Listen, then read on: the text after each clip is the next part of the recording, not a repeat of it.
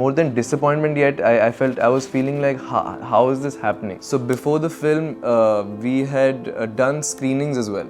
So this is not a usual thing for a film to do, but we were feeling confident about the film, and Mohit sir and Imtiaz sir and all kept a lot of screenings. Close to 1,000 people had seen the film before release, and everywhere the reactions were nothing like I've ever seen before. ये हो सकता है अपने दिल के अंदर एक लड़की को रखना जिसे 78 years से देखा तक नहीं. Just thought that would translate to when the film releases it would translate in the same way, but it didn't.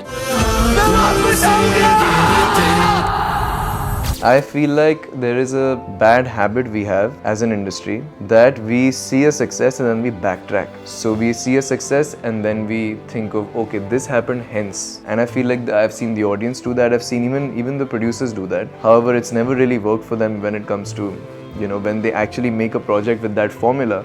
It never really works. With this film, at least I'm getting a bit of faith that if a film is good, the audience will figure the rest out. What was different about this film is that people do like films, but I think it's also the fact that this was being seen as an underrated film. Now I realized that, okay, this is such a great film, and I was able to see it for like what probably Imtiaz sir intended with the film now. Do you want to be a musician? I haven't really thought about this deeply, but I realized that that's something that brings me immense satisfaction. So I think I will never give up on that. I'll do something about it, because I realized that process of recording a song or composing something even, that really, I feel very fulfilled. When you met Zoya, Vasan Bala, Imtiaz, how did that first meeting go for all these three people? Let's go holidays. Travel beyond boundaries.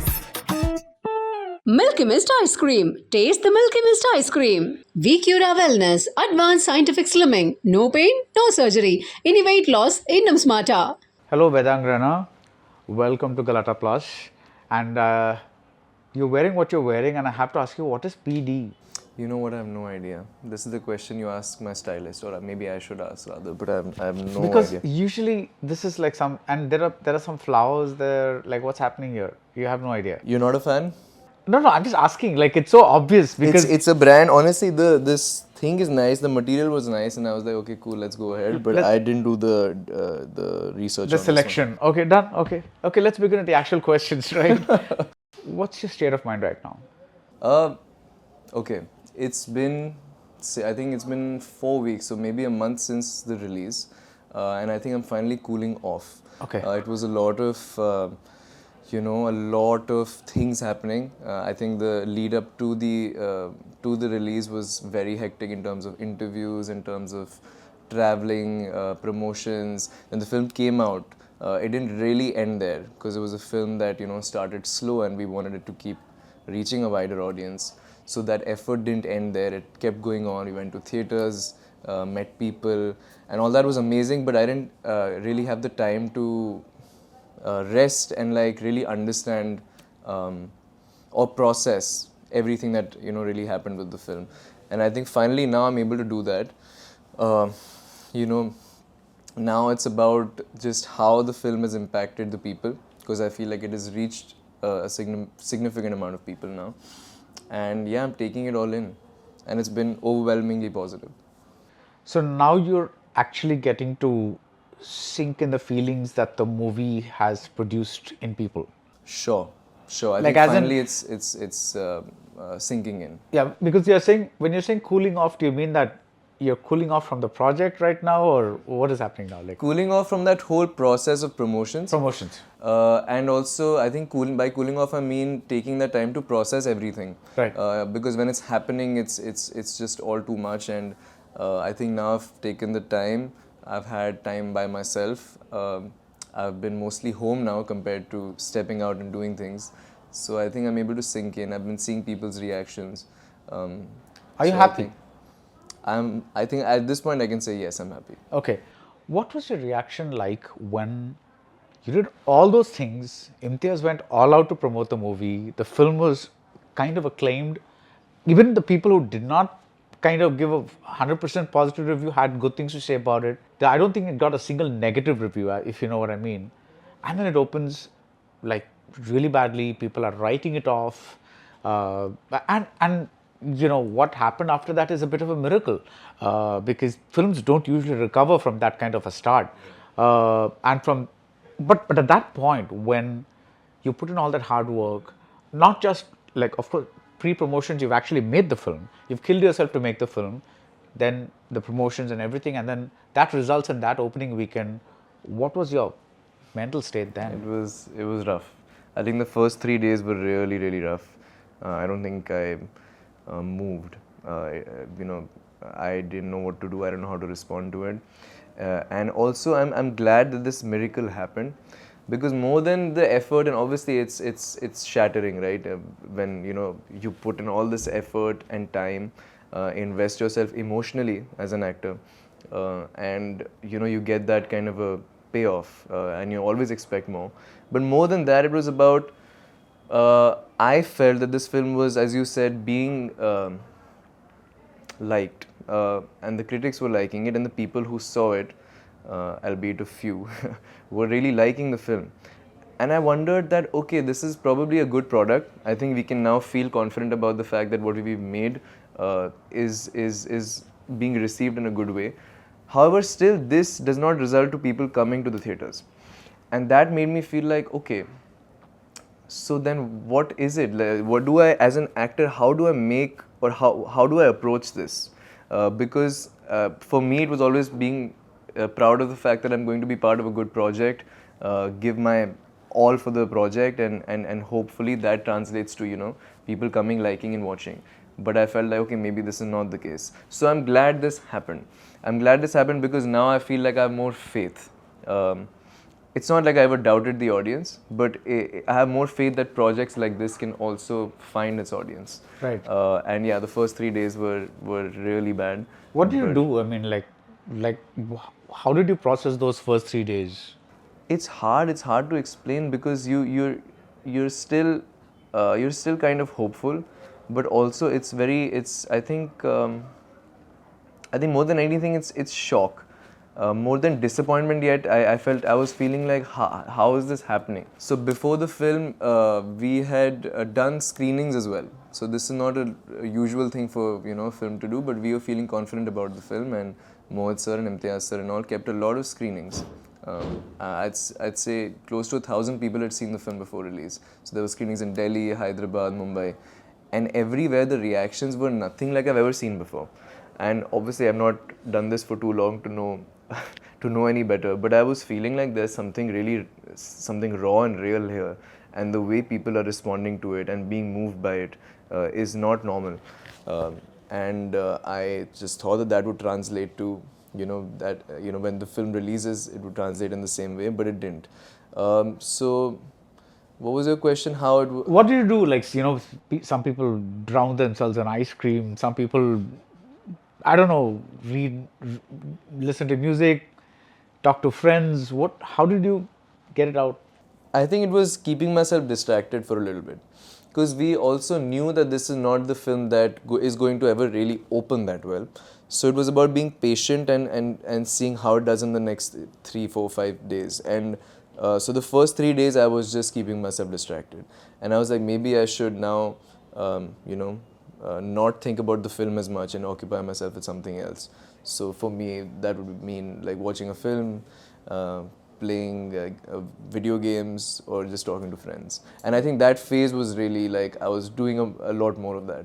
But then, this has got to be playing on your mind, even if you're 100%. watching a movie, talking to friends or whatever. But I'm glad this whole thing worked out, because I think I wrote a message to Imtiaz. I said, see, sometimes it's not just about the movie.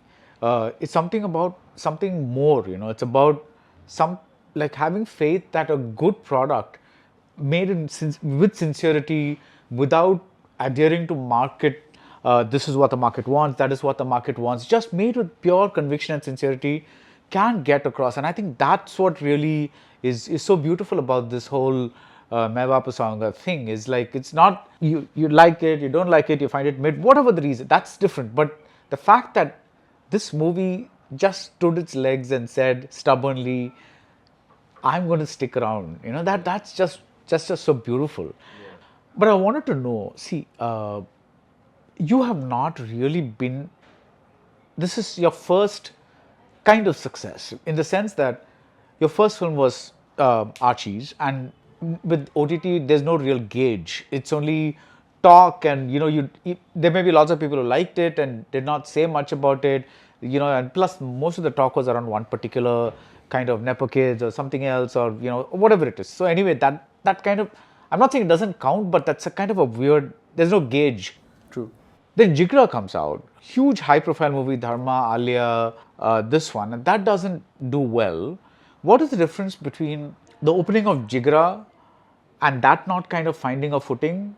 And when did you think now, oh my God, the same thing is happening all over again? Did you feel that? That feeling was similar in terms of the first 3 or 4 days. I think when that film releases, you're looking and seeing the numbers, etc. But I knew something was different with this one because of just the reactions were different. Also, at that time, during the time when Jigra came out, I didn't know anything about this. Right. This was my first theatrical outing, but it was also me coming from a place where I don't know anything about box office, or it was just the fact that I'm doing a Dharma film.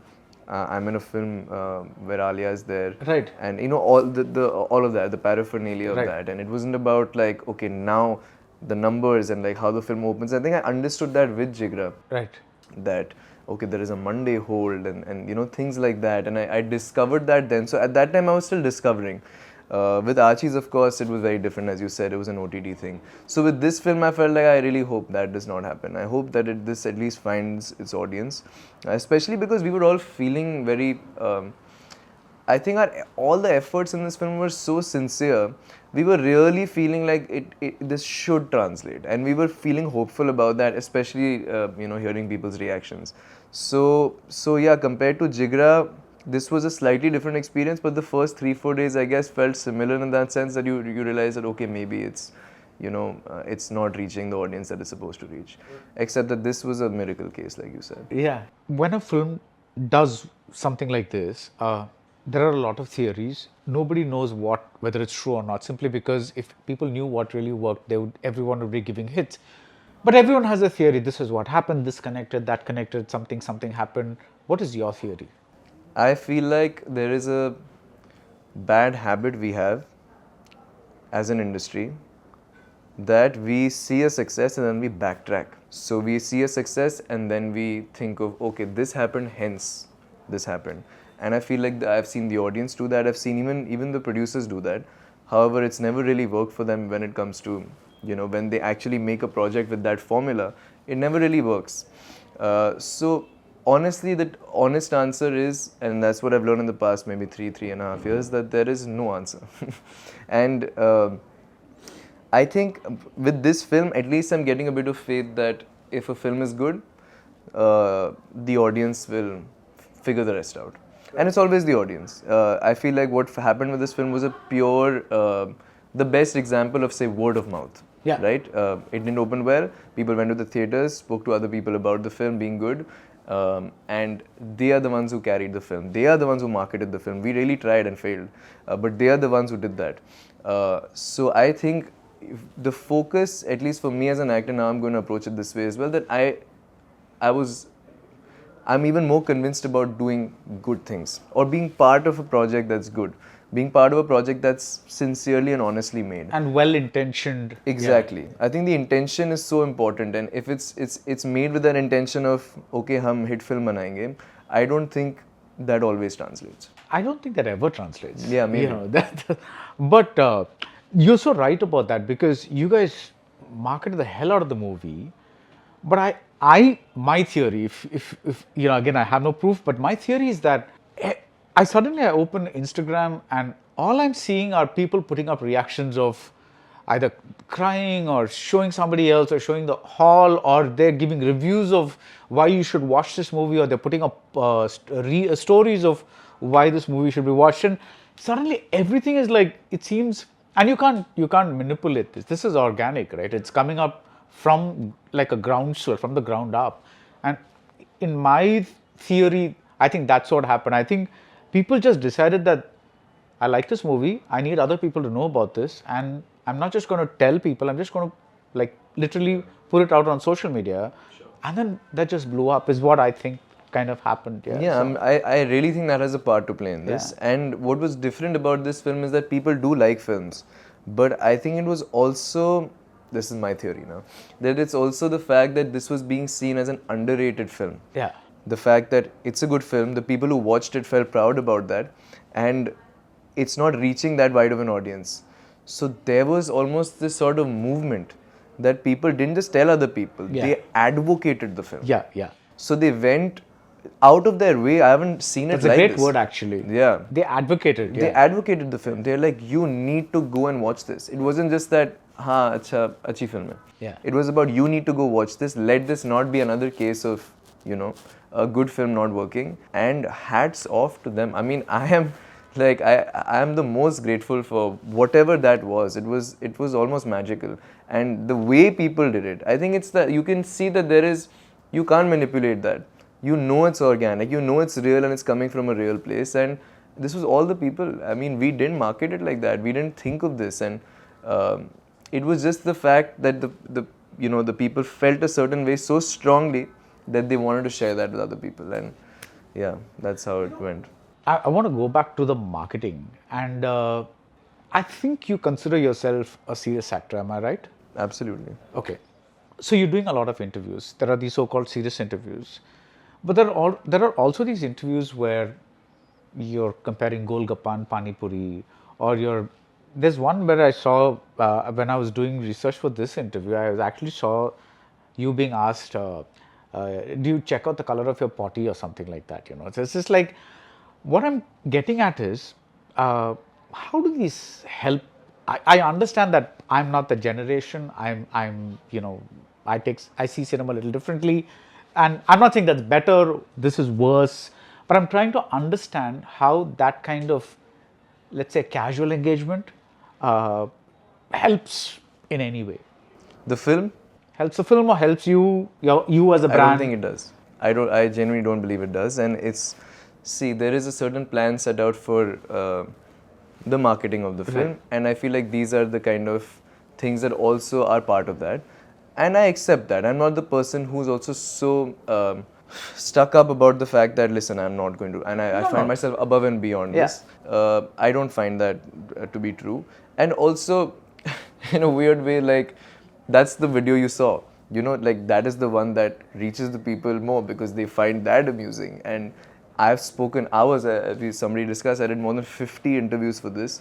And it must have been hours of talking about my character and the film and my process and what I went through, the journey I went through, me going through this physical transformation, emotional transformation for the character. That doesn't really like reach the people in a similar way. So I guess this is part of it. And do I think it helps the film? I totally believe it doesn't. Okay.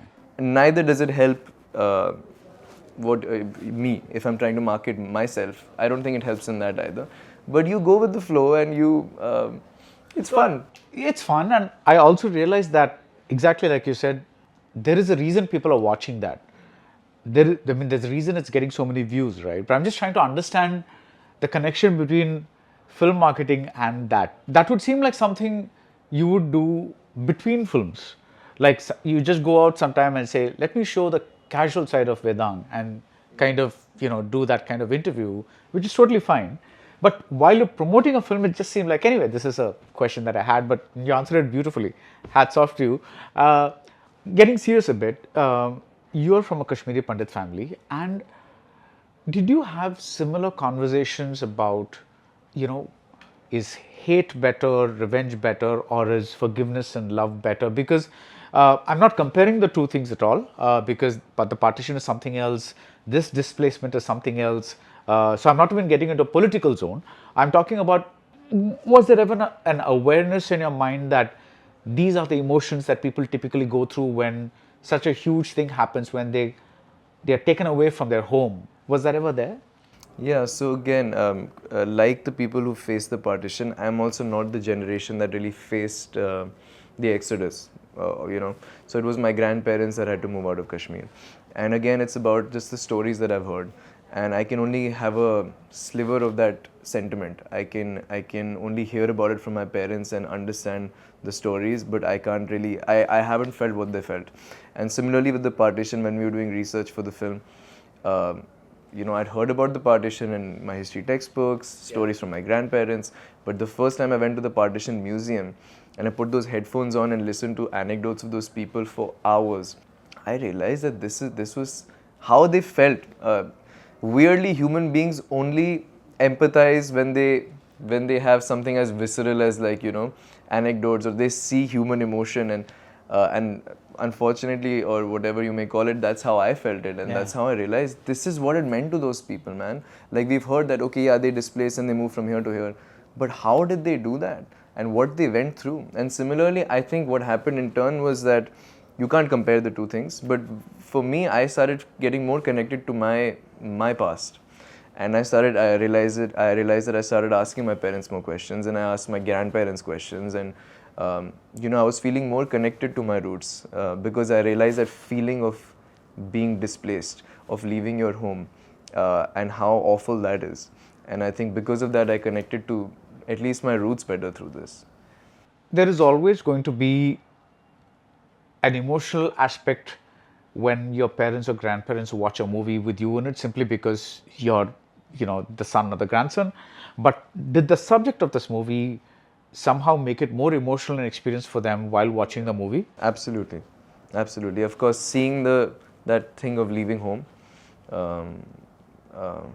and seeing my Vaapas Aaunga, it's a feeling we still feel. As Kashmiris, we want to go back there, find our lost homes, find whatever we had at that time. So I'm sure in that way, I'm sure they connected it, and I remember my Masi said that. And also because my Nanaji is, he's also not doing too well right now. He's in a similar state where he forgets things, and sometimes he's not making complete sense, and he's speaking, in broken words, and sometimes he suddenly go back to his past. He'd think he's in some other year. So my Masi specifically told me, looking at Nasir sir's character, it reminded me of her dad, so my Nana. So stuff like that as well, I guess, really hit home. I want to ask you what it was like to observe Nasiruddin Shah acting, but you really didn't have many scenes Yeah, with it's so him. unfortunate. Yeah. So it was Diljit who hogged all the scenes with Nasir. But was there a day at all that you simply said, I just want to watch this man in action, and Yeah. what did you take away? So this was really an interesting decision to make. I spoke to Imtiaz sir about it. Does Kinu at 19 want to know how he is at 78? As a performer, as a person who has to get into the skin of this character, should I even see that? I really wanted to see Vedang Raina, wanted to see Nasiruddin Shah act, but does Kinu want to know how he's like later? Does he want to even see that?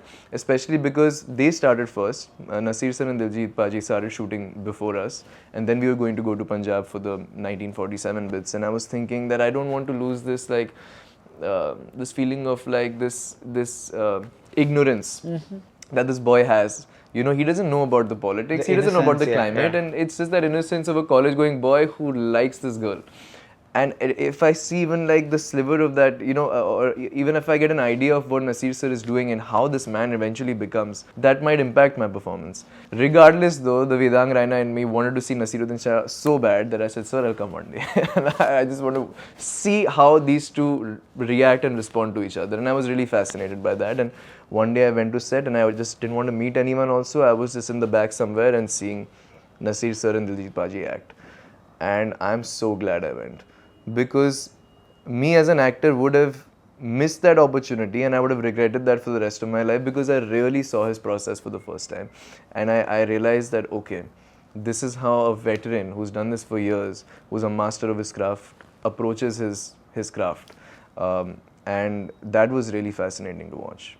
So I want to know about your process, and I want you to know how an actor looks at the process of two very good actors, Nasiruddin Shah and Alia Bhatt. Interesting. Let's start with yours. Or do you want to go there first and then come to your process? So so the question was how I feel about how Alia approaches. No, as in see, the thing is, you're an actor, you've got a process, or at least you're trying to develop one, and then you see a veteran like Nasiruddin Shah, and Alia's been through a huge number of films by now, maybe 15, 20, whatever it is, and with different kinds of roles. So you've seen Nasir, you've seen Alia, and there's you. So the three processes, how do you see them? What do they do? Like, I know it's process is a huge word, but if you could maybe tell one or two things about each of these, including yourself. This is a very interesting question, because I realized I started my journey in performing arts with music. Right.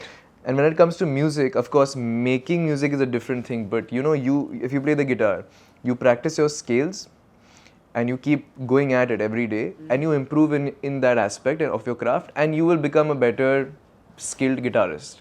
With acting, I realized that there is no one approach. I tried my best at reading the different kind of approaches. yeah. When it comes to Meisner is different, Adler is different, Stanislavski said different things. And basically with time I realized that there is not one process. It is so individual. Yeah. So the first time I realized that is when I had this idea of like how the greats approach acting. But I didn't know any better, and I went on set for Jigra and I saw Alia go, I saw how she approaches So when you it. went to Jigra, you did not have a process. I still can't define my process. Okay. I realize that I look back at Jigra now and I look back at Archie's now and I realize that okay, I do have certain things that I do to approach my characters, and I realize that those things work well for me or better than other things. Like what? Like one or two things. So I really want to go through that emotional experience. So I realize that I can't cheat it. Maybe it's my lack of skill as an actor, but I think also that is the beauty of what acting is, and that is what acting is. That I need to go through that experience emotionally. If I'm not feeling it, there is no output.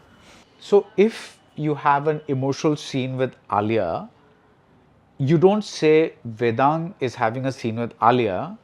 You want to be that brother having a reaction, emotional reaction with the sister. Is that what you're saying? So it's also what I'm saying. What I'm trying to say is that I approach it in a way where I want to reach that state emotionally. Now, how I do it could be different for different characters, which it was. So for Jigra, for example, I feel like Ankur, the character that I was playing, even though he didn't have much of a graph, but I knew that this character is close to who I am as an individual. In my process also, I guess I'd also write down what Vedang is as a person at this stage in his life, and what the said character that I'm playing is, and how I have to reach that point of that character. So it's kind of like a checklist. Yes, so yeah, kind of. It's not as arithmetic as that, but it's also, it's like, okay, these things of Ankur, I already have in me as Vedang.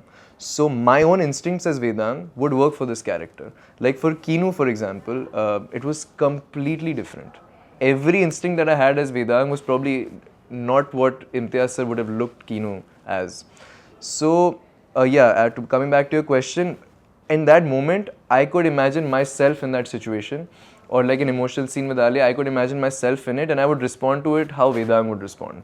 And I feel like that would work for the character, because that is kind of what the character was. Kinu was different, and Kinu had a different journey, and Kinu had a different upbringing, and so of course there's a lot of factors that come into play, but I want to reach that state. I can't cheat it. There is no, I don't know how to. If I'm tired in a scene, I will go and take, I'll jog for like 10 minutes, and I'll put myself in that situation. Maybe this is a lack of skill. No, I don't know. It's what Dustin Hoffman did in Marathon Man. I know about this. Yeah, so like he actually, Dilip Kumar did it for Ganga Jamuna. Sure. He needed to feel tired, and he ran around the thing, and so that he would sweat and he would be tired, and it's almost like a cheat code. Yeah. But the thing is, this is how you're supposed to, this is how that character is feeling. He's feeling tired to the point where he's panting. Now, why would you want to act that and not really feel that? So that is, I guess, I've realized in these 3 films that this is my process. Yeah, I'm just telling you this thing because it's not a. You said it's probably my lack of skill. It's not that. It's like even very experienced actors have done this. Sure. Of course, there's the other side where I don't know whether it's Laurence Olivier who said this or Spencer Tracy, because I keep hearing this attributed to both of them. But it's like, you guys make too much of acting. It's just learn your lines and don't bump into the furniture. Yes. That's like, so that's another. I think this was also a conversation with Dustin Hoffman. Even I'm forgetting who said No, this. that's Laurence Olivier who said, "Dear boy, why don't you just try acting?" Just act. Yeah, Yes, yes. that's one of my favorite quotes as Yeah. well. Like that's so Yeah, brilliant. because he did this whole jogging thing. He ran kilometers. So I and know about this, and I realized that no, I still prefer doing that. Some people just say, just act. You're an actor, just go and act. Man, it is what brings you closer to the Exactly. character. But when Imtiaz is giving you instructions like abstract instructions like be one with the universe, things like that. It's not like look up, look down. It's not I want you to show more sorrow. It's not that. It's like be one with the universe. How do you enact that? It's not ever been as abstract as that. No, but I saw a clip. It's Yeah. like a thing. He's shouting. Maybe you didn't hear it, but there was a BTS thing that came out where he's saying something like that. Be one with the universe. Yeah. Maybe it's possible. Yeah. I guess also I realized, so I always thought of his approach as the best for me. The way he approaches directing was the best for me. And I also realized now during this interview process that that was that was very catered to me. The way he was directing me was very catered to me as Vedang and what would work for me. And the type of actor that I am, and I feel like it changes with different people. If he's directing a Nasiruddin Shah, he would have a completely different approach. Like he told me a few things that he was doing during his scenes. Through these interviews, I realized he would never do that with me. So he's he's curating what he's saying according to the actor that he's directing, which is a sign of a brilliant director. And for example, when it comes to abstract information.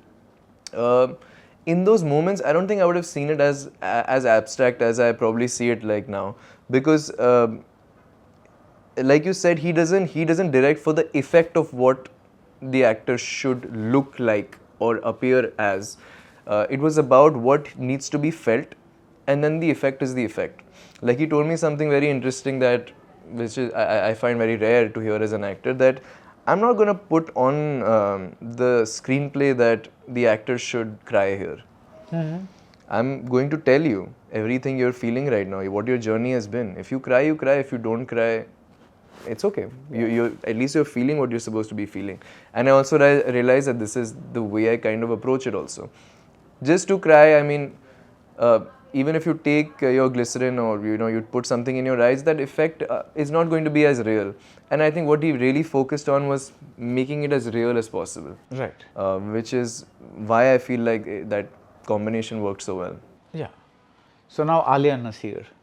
Both are very different. Yeah. And again, that also made me realize that there is no one way to approach it, and you can still have a really good performance through different ways of looking at things. I mean, I've seen different actors have completely different approaches, but the scene still is great, and they're still present in the moment, and they work.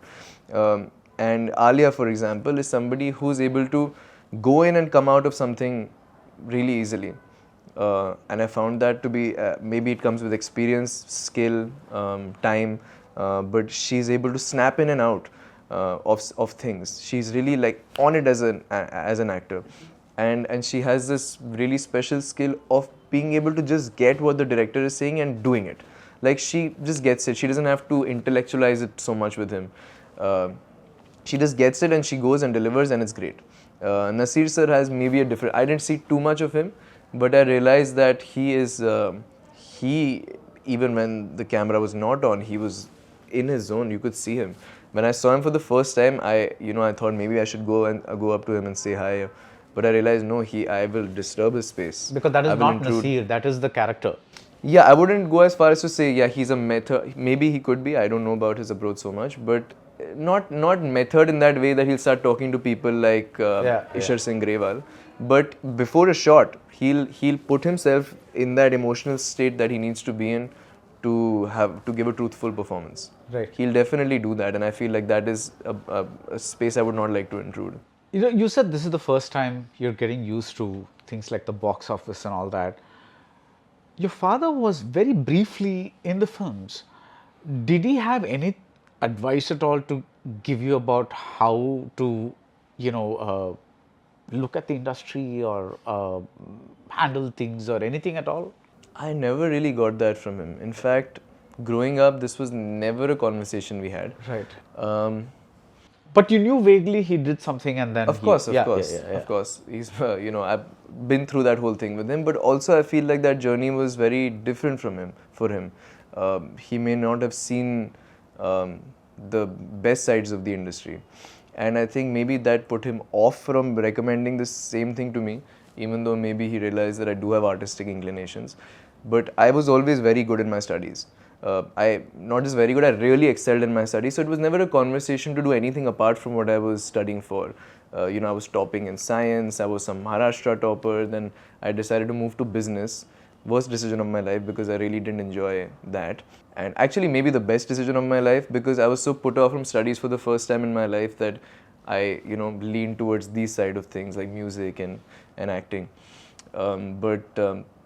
Yeah, so it was never a thought that, okay, this guy will get into acting. It felt like a really odd thing. The whole family, because somehow our whole family has been a family of academics. My Nana was great in his studies, my Masu was great in his studies, my cousins are amazing in their studies, they're studying in the best universities, and they've done this through merit. And this felt like another one in that, Vedang was also going to do something in his studies. And like my dream was to go abroad. I really wanted to go abroad to study.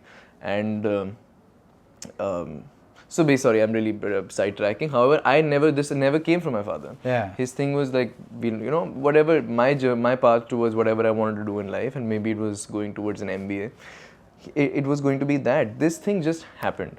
It happened in a way that I joined an agency for music. They pushed me into acting. They literally forced me to do an audition. I said I've never acted before, and so, and then Archie's happened. No, I get that. Yeah. What I'm asking for is, like, when, let's say, the first few days of Jigar are not doing well, or the first few days of Vaapas Aaunga are not doing well, is there something that, because he's tasted failure as well, and did he have anything to offer from that sense of, that's what I was. No, I guess not. I mean, we never had those conversations, but also his experience has not been kind of like that. I mean, he's also experiencing this like with me for the first time, really. Like, this whole box office thing and stuff. I mean, it's not like he's had a lot of experience with that himself either. Yeah. He doesn't have a very extensive filmography or something like that. No, these kind of conversations never really happen at home. And I mean, it would be like the typical, parent thing of like, it's okay, like, you have to be proud of what you did and you did a good job. And sometimes that doesn't translate to, people coming to the theatres, etc. So the typical parent stuff ki, beta, tumne acha kaam kiya, tum theek rahoge, tum aise hi karte raho, etc. Are you also one of those people tremendously influenced by Rockstar? Tremendously influenced could be slightly exaggerated, but I was completely blown away by it as a kid because I was a musician myself. And I just saw the spectacle of Ranbir Kapoor doing that badass stuff on a concert stage, and like Nadan Parinde, I used to listen to it emulated at home with the guitar, etc. So that kind of thing as a teenager I definitely had. But growing up now, I realized that okay, this is such a great film, and I was able to see it for like what probably Imtiaz sir intended with the film now. Tremendously influenced, maybe, I subconsciously maybe I was. Do you want to be a musician at all? Because there are many actors, especially in Hollywood, who kind of, while between acting gigs, they do music stuff as well. Do you want to be one of those people? I haven't really thought about this deeply, but I realize that that's something that brings me immense satisfaction. So I think I will never give up on that. I'll do something about it because I realize that process of recording a song or composing something even, that really, I feel very fulfilled. So I haven't thought of like how I'll balance life and like will I do gigs, etc. But I really enjoy this, and touch wood, I keep getting an opportunity to sing for a film. Makes my life easier. I don't have to think about it too much. I'm getting to do both. But definitely I want to explore this more. So one of the things that I saw that many people ask you to do in your interviews was sing, because and I just wanted to tell you this. I'm not going to ask you to sing, don't worry. But it's, Surme Gana is not a very difficult thing. I mean, many people can do that. You just do that, But I think everyone was very shocked to see that you could sing with such emotion, and it's not, you're not just a you're not just hitting the notes, you're kind of feeling it, you're giving the words the power. I think that was very surprising to many people because I don't think we'd heard you before. And even the song in Archie's was more like it was a very different zone. And I think this was something else. So Yeah. this is beautiful. Thank you. Just the way you went through the whole thing, and the way the song changes at that particular point is something that I really liked in the film, which is like, in the first part of the song is her personality, which is a little lighter and bubblier and all that. And then suddenly this, you have a more passionate, moonier kind of personality. Yeah. And then that's where you, kahan se, that thing takes over. So like, it was beautiful. Yeah, and thank you for saying that. And also, that's how I felt about the composition the first time I heard it also. Before my voice was ever on it, and I heard that bit, and the guitars start coming in, and there is a bit of a musical interlude, and then it goes into this. So I found the lyrics to be so beautiful. They weren't exactly what they are right now, but I remember that was my instinct, and also that the composition and the melody of that part in general is just so beautiful. Yeah. And that is kind of how it's translated. I wouldn't give myself so much credit to my voice. But I think it's that part of the composition that's so special, and it was special the first time I heard it as well. No, but your composition still needs a voice to put it across. Yeah. No? So it's like, Yeah. I mean, it's like writing a great part. You still need an actor to Sure. bring that part out to the public. So Sure. you did that. So don't be modest with this. It's good. Sure. It's a good thing. It's Yeah, just, no, yeah, definitely. yeah. And it's something that, like you said, it was a surprise factor. I think that's what it was, because I guess people, I don't know how many people knew of me before the film, but they had a certain impression, okay, he's some actor, and to see this kind of an aspect to the actor, I guess that was surprising and nice. And also I sang so much. I was like, In how the is interviews. Sharvari listening to this for the 786th time Yeah. or whatever it was just like, because they'd be like, oh, can you sing this? And you'd like very obediently, like when, You like, know, I like the realized that little it- kids who are called and say, say Beta, twinkle, tum twinkle, ye little kar lo. star kind of a Exactly. thing. It was like that. हाँ, it's like, how the guests come home and the parents are like, अच्छा guitar लेके आओ, थोड़ा सा बजा लीजिए इनके लिए, and it was just like, हाँ जी, every time. And I realized that, this is getting crazy. And And I was just looking at, actually more than you, after a Sharvari. point, I was like, looking at Sharvari, or if Imtiaz was there, him wondering, they're like, oh, there he goes again. So I'm sure it was like that. So, at some point there was an interview in Delhi, okay? And it happened, the infamous thing happened, and they were like, so could you please sing 2 lines? And I was like, I never thought of this, but why don't I sing something else? Like that, and everyone's like, what has he just said? Like, you sing some other song? And I was like, yeah, like, why don't I sing some other song? I don't have to keep singing. That I was so on autopilot with it that thought didn't even occur to me. Yeah. And I was like, I can just sing some other song, And then I was like, Imtiaz sir, why don't I sing a song from your film? You have you have great albums. And he said, yeah, do you know songs from Rockstar? I said, definitely, I do know songs from Rockstar. And he said, okay, do you know Nadan Parinde? I said, I do know Nadan Parinde. And so I thought of the lines, and I was like, okay, the lyrics are Kagare, Kagare. And I sang that thing. And I kid you not, after the interview, they're like, we don't have... So actually, when you sing Mascara, we have the rights for this one or whatever. But you can't sing, we have to cut this part Yeah, out. this is there's a serious legal I thing. didn't know here. that. Yeah. And I was like, yeah, this is not... But meant to actually, I feel a little sad about this because this is not a professional performance. Yeah. But I feel that the fact that people cannot sing things like on their own YouTube channels simply because there are rights issues involved. I mean, one part of me understands that this is a business, but there's another part of me that I don't know. Anyway, that's a different conversation altogether. That is, but I know what you're saying, and Yeah. this copyright thing is like a whole different... Yeah, we'll have a different interview about this. So. Yeah. So you have let's leave the acting alone for a while. Now you're the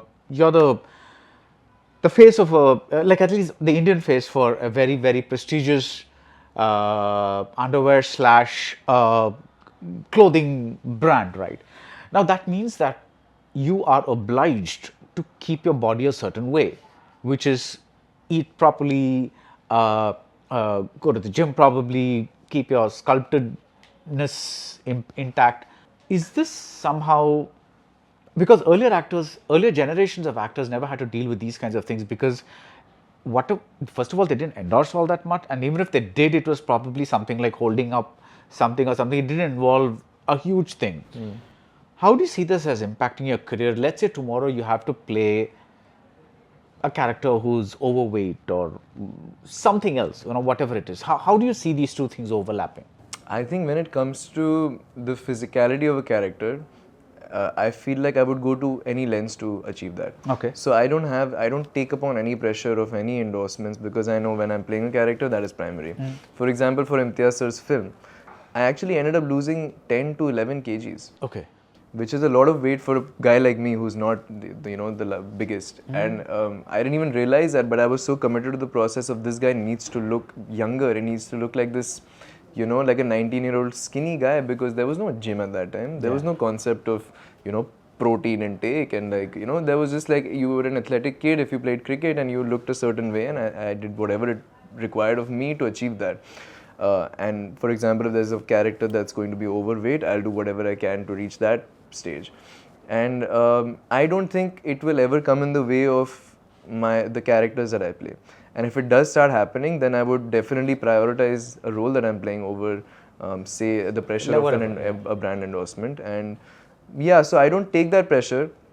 But neither am I in perfect, complete shape throughout the year. I think it happens in stages and phases, and I go in and out of being skinny and then gaining some weight. And I was doing a film right now that required me to gain a little bit of weight, especially after Imtiaz sir's film. So I did that. Now I'm on a break, so I'm a bit relaxed. I'm not going to be gymming 6 days a week. So I feel like I'm okay with the ups and downs of that. Have you decided what your next project is? I have actually finished filming for it. I only have like a couple of days left. You can't say what it is. I really can't talk about it. What is your favorite scene in, now that we've seen the film, I can relate to what you're saying, whatever. What is your favorite scene from Vaapas Aaunga and why? Tough to choose a favorite scene. Whenever I choose a favorite scene from a film, it ends up being something completely like you wouldn't assume that that's the, that's why I'm asking you. Yeah, like, so you know what, one scene that I really like is that moment where the men of the family have left now the women behind, and we are getting onto the train, and the grandfather is not in a great state, and we are picking up on that charpai, and we get him onto the train somehow. And I remember my keynote state of mind at that time was कि उनको सबको अंदर डाल के he is going to leave. His plan is that he'll get everyone there in the train safely, but he's going to leave because he can't leave his land. Jia is here and the women of the family are here. He'll figure it out. So I remember that whole thing, and then we finally get on the train and I'm doing that. I'm trying to leave, and then the father stops me. When the father grabs my arm and stops me. That moment I felt was so special because this is the first time you see Kinu, like this whole time he's kind of convinced himself, almost tricked his mind into thinking that मैं वापस आऊँगा. मैं कहीं जा नहीं रहा. He looks back at his house and says मैं कहीं जा नहीं रहा. I'm not going anywhere. I'm going to come back. He hallucinates Jia, and he speaks to her also that I'm not going anywhere. Don't worry, I'm not going anywhere. This is just temporary. Yeah. And that was the case of a lot of people at that time. They thought this is temporary, and I feel like that is when the first time when the father holds him back and he's trying to leave, you can see that internal struggle in Kinu, and he starts feeling like, this is a possibility that he's not coming back. So he goes up to the train, the next scene screams, "Main Vaapas Aaunga." I think that's one of my favorite. Can I tell you my favorite scene? Yeah, please. It's the one where you and Sharvari just fall down, and when the mob is coming, because that's an incredible Imtiaz moment, because it's like it's the first time you both get physical, because till then you've been talking, walking side by side, do everything, but this time it's I forget exactly what, you're on top of each other or like something like that. She's on top of me. She's on top of you. Like you're literally very, very physical. It's like and Imtiaz makes this beautiful choice of not showing the mob, but just showing maybe like a hint of their feet going by. So the partition is slowly coming into your lives, but it's not like fully there, because as the movie goes, you see the things becoming more and more graphic. But at that point, you guys are still in that lovely bubble of yours, and this is the first time probably something has come so close. But at that moment, you're also feeling this weird closeness of physicality as well. Sure. I love that moment. Even I really love that scene, and that's like kind of the way how Jia and Kinu saw this. I mean, it was some sort of external something. It was not important to the world that they were in. So that the way it was shown there, you don't really see the mob. You don't know what it is. Yeah. There is some external force that could trouble our Yeah, situation, yeah. and that's all it was. And when they come there, and you don't really need to see the mob, but Yeah. then you realize that those things are greater things. And yeah, I love that scene also. Yeah. I'm more attracted to money than I am to fame. I said this? You said this. I mean it. I'm like, what is this? It's like, why? First of all, why separate money and fame? Why not say I want both? What is this?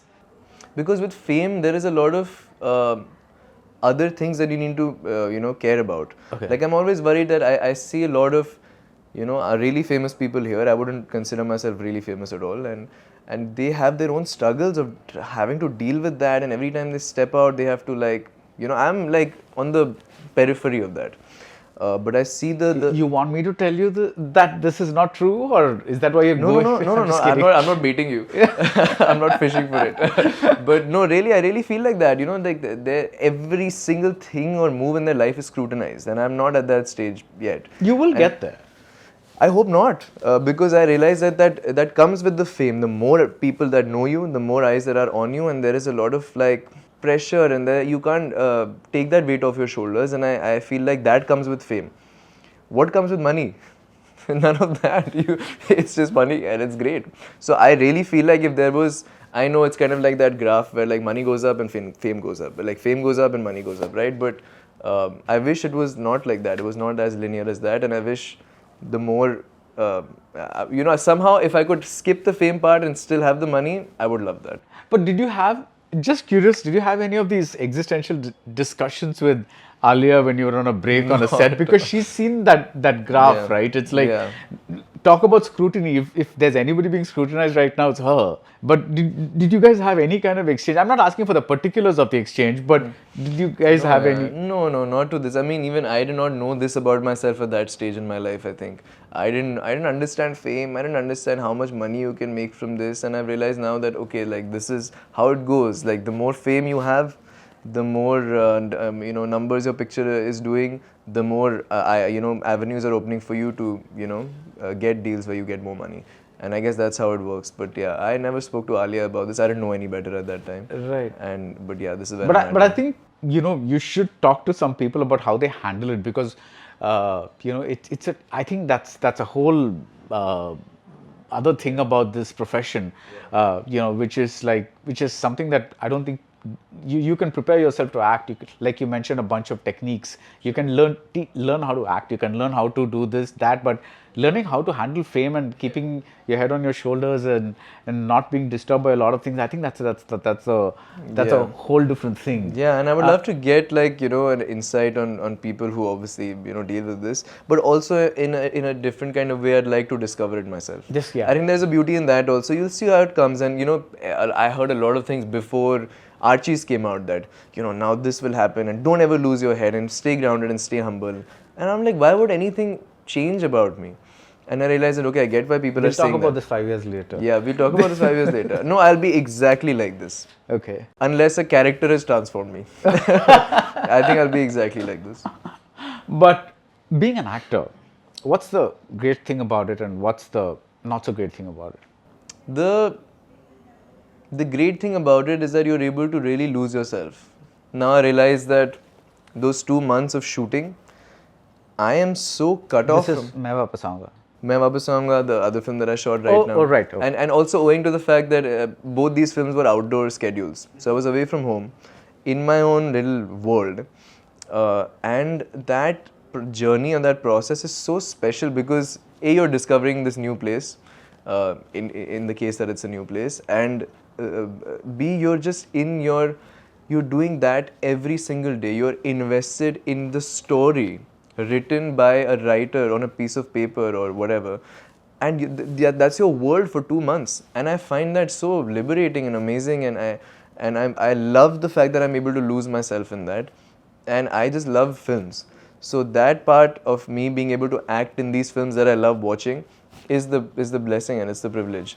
And what I don't like about it is that the physical part, I don't know why people don't talk about it as much, because I mean it took a toll on me to lose that weight, for example. I don't know how to do it. I'm not a And I understand now that people are hire nutritionists and trainers, and because they're able to get them through this in the most scientifically, best way And for your safe body. way. Safe way. Yeah. Because I was probably doing the worst things. I mean, I fasted for 50 hours or something like that. So I didn't eat a grain of food like for 2.5 days because I heard that this is, and apparently it's good for you. I did my own research on it. Yeah. But stuff like that, that part is really challenging. And then again, the fame part, I feel like it's so far from your art. It's like a whole different thing that you have to. I mean, that is its own battle. One battle is the movies and your acting and getting good at it and your characters that you're playing, and then there is a whole separate other battle Right. of like your image and your brand and dealing with fame and all of those things. So, I think that part is not as enticing. What about, I want to know when you met Zoya, when you met Vasan Bala, when you met Imtiaz, what was that first meeting like? Were they talking to you? Were they looking at you and saying, will this guy fit my part? How did that first meeting go for all these three people? Probably all of them at that point of the first meeting, they were all probably gauging whether I could do it. Because Zoya, I actually met her the first time for an audition for Reggie's character. So I had given a couple of online auditions, and then there was an audition in the office. And I actually didn't know Zoya was going to do it, and she was the one doing the lines with me, just like this. So obviously I was really nervous, but yeah, she was probably gauging how this boy is like, and she asked me a few questions. What school do you go to, and have you done acting before, and things like that. So I guess she was gauging, and I was just in awe of whatever I hadn't even seen any celebrities at this point. So for me, it was like, oh, Zoya is in front of me. So I think that was the first meeting. With Vasan sir, it was also similar. I went to the Dharma office, in fact, to meet another director, and Vasan sir happened to be there. And I found out that there is this film that he's doing. And at that time, could you believe it? At that time, I didn't have dates. I mean, I was doing nothing at all, but there was dates for Archie's promotions, and those promotion dates were clashing with Jigra's shoot dates. So he was like, there is a little younger brother's role there for this film that I'm doing, but I know you don't have dates and all that. And I'm like, I'm already in this dates thing. I've not even done one film. So that was the conversation. So it was always like, Vasan sir is doing a film. I think he could be considering me for it, but unfortunately this can't work out. And then later things changed. With Imtiaz sir, I don't know if that was gauging. I mean, I guess what he wants to do always, I think he casts the soul of a person. I don't think he casts the actor. Because he had only seen Archie's. And I was like, you watch Archie's and you watch that boy in Archie's, you never think of him to play Keanu. Yeah.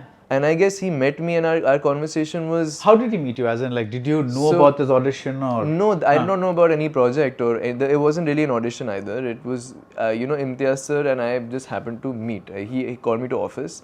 Maybe he was considering me for something. Right now I've discovered that he was considering me for another project. Okay. Which I know now.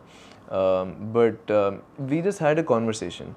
And that conversation was so nice, and I felt that Imtiaz sir and I connected on just a very personal level, and we spoke about Kashmir and we spoke about many other things, and I felt like maybe he saw something in me, but it never amounted to a film or a project or anything. And then many months later we met again, and it was about Main Vaapas Aaunga. So I guess all three of them similar in that way, like it was a conversation. They were probably gauging whether we could cast him for some film, and yeah, it worked out.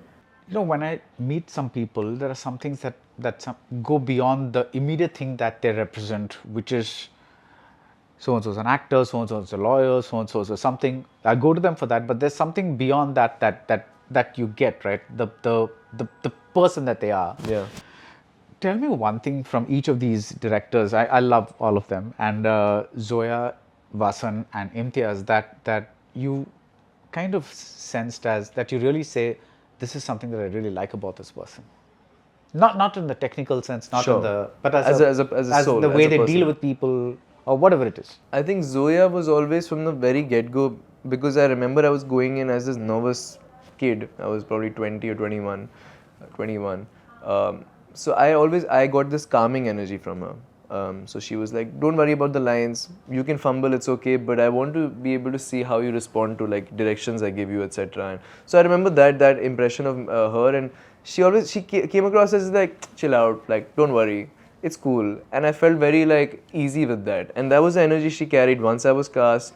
The Zoom meeting I had with her the first time I was cast and everything through that. And she was always like, don't worry, chill, I know this is your first film. And that was her with the entire cast. And like, you know, don't take stress so much, we'll figure things out. And I always remember her as that figure. And that is, I think, what I like about her. That's how she is as a person also. She's always trying to like, you know, she's that calming energy. Vasan sir would...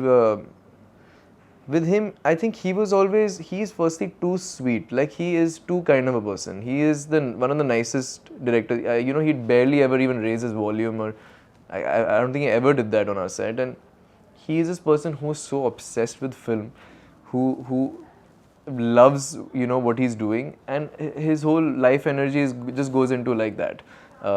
And I found that energy so pure and special during Jigra. And we used to discuss a lot of films and all, but again, that's a different thing. Imtiaz sir is very different when it comes to, compared to the, you know, the two of them.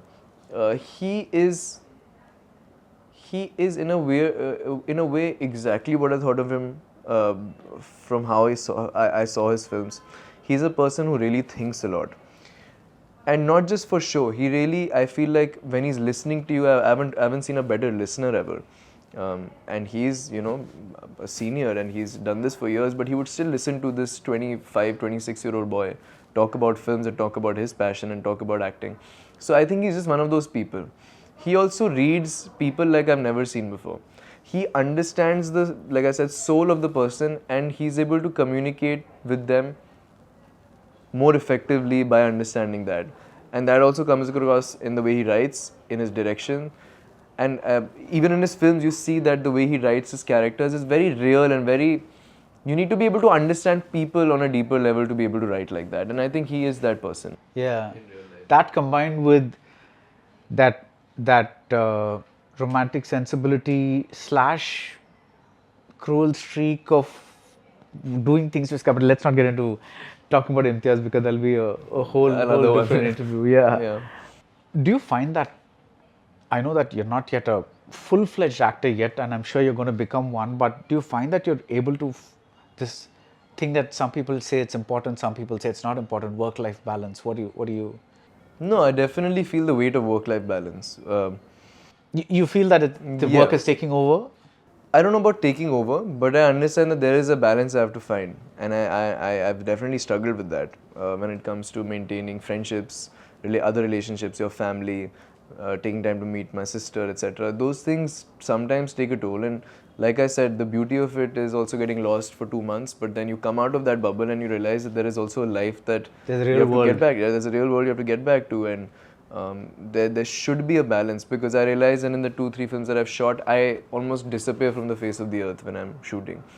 And now I realize that there are other responsibilities. Like, a lot of people here say, why don't you post on Instagram, or you have to keep it going in your engagement and things like that. And I really care. I don't care about You're this. getting engaged? No, I meant the engagement on social media. Oh, okay. Sorry. The person laughing is your PR. Yeah. So I was like, the engagement is like, okay, what am I not aware of here? So it's like, okay, yeah. But you were like, that'll be some banging news for the interview. Yeah, that'll be like, wow, I got this scoop or whatever it is.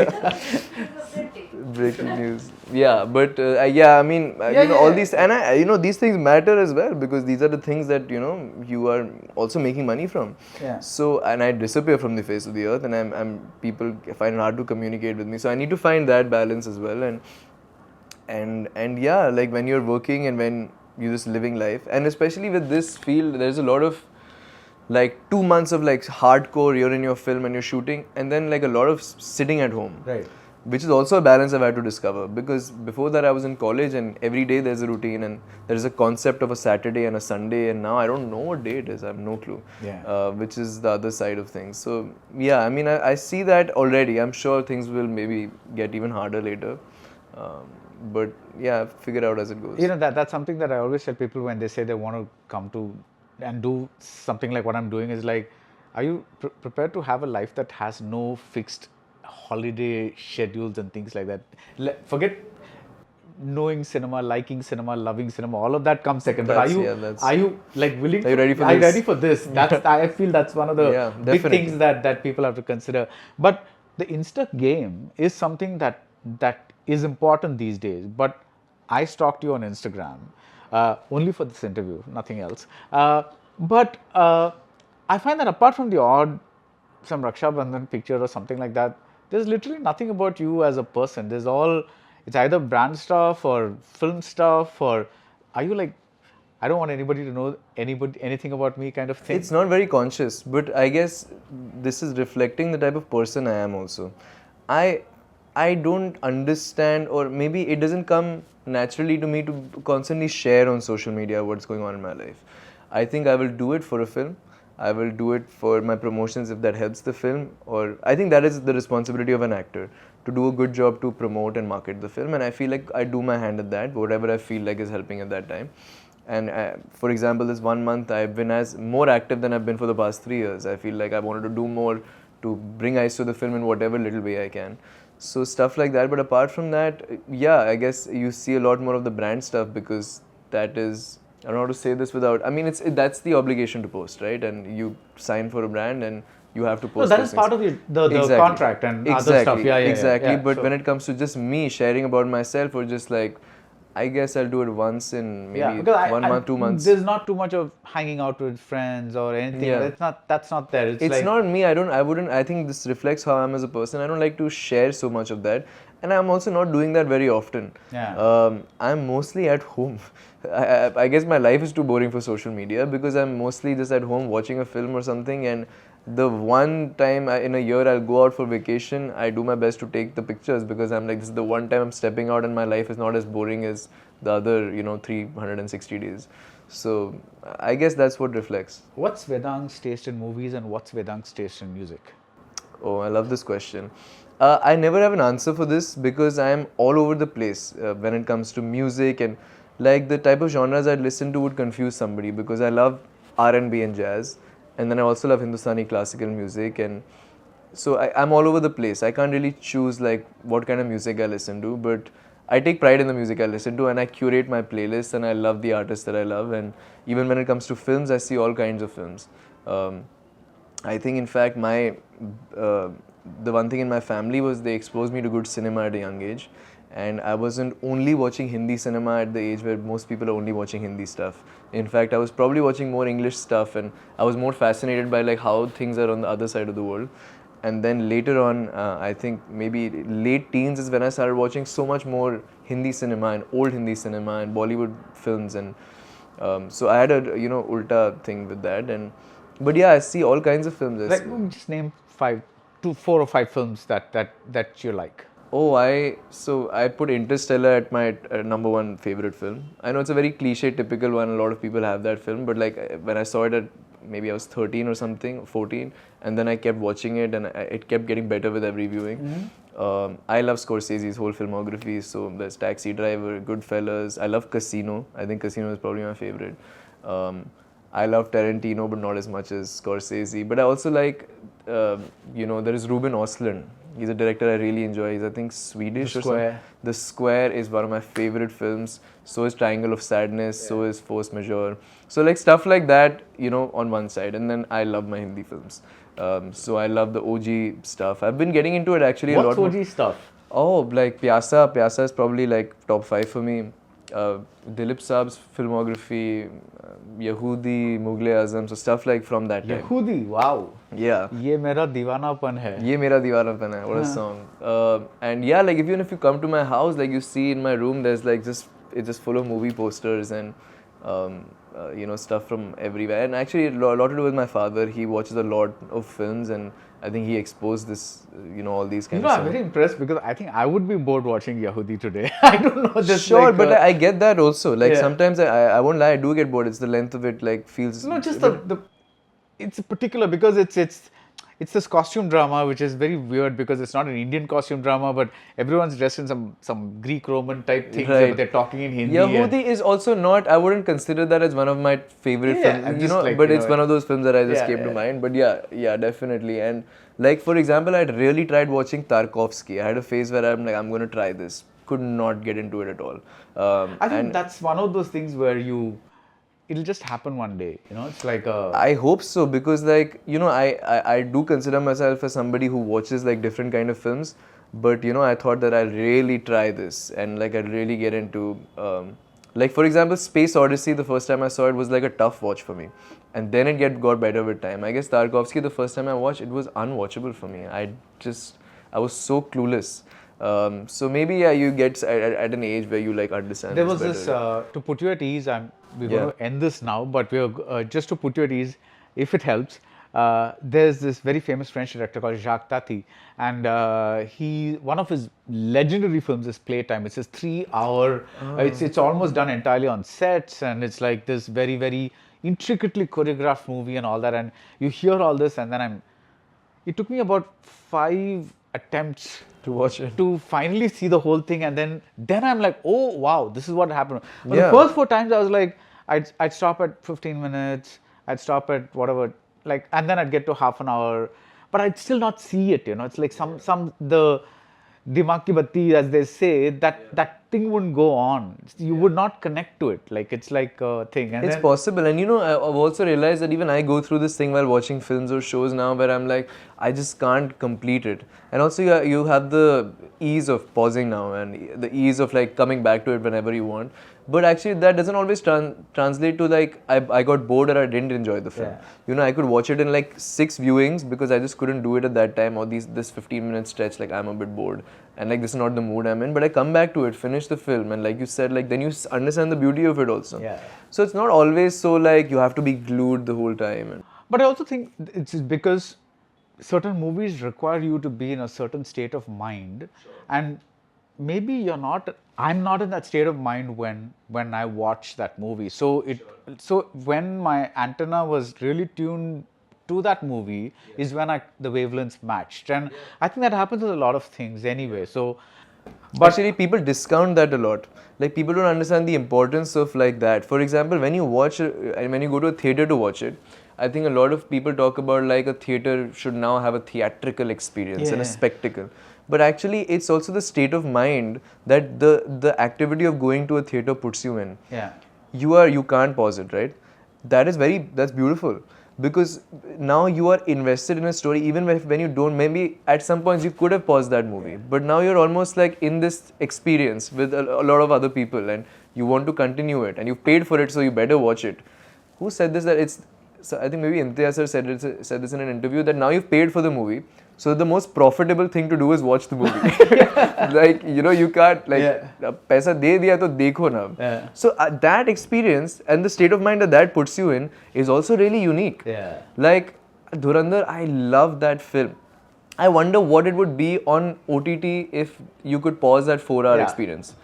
You know, and I was glued to it in the theater, but I just wonder what it would be like. I think that theatrical state of mind is also a different way. But it's also different because in the theater, Yeah.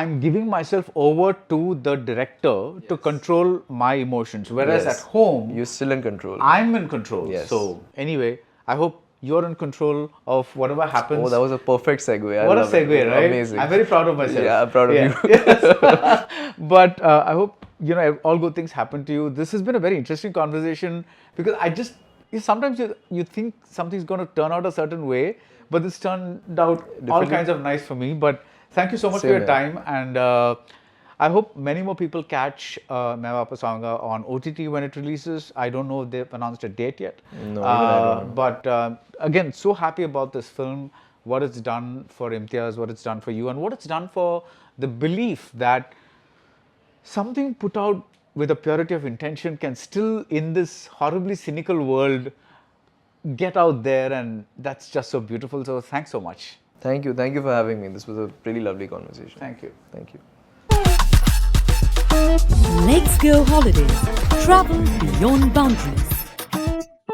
Milky Mist Ice Cream. Taste the Milky Mist Ice Cream. Vicura Wellness. Advanced Scientific Slimming. No pain, no surgery. Any weight loss, Indum Smarter.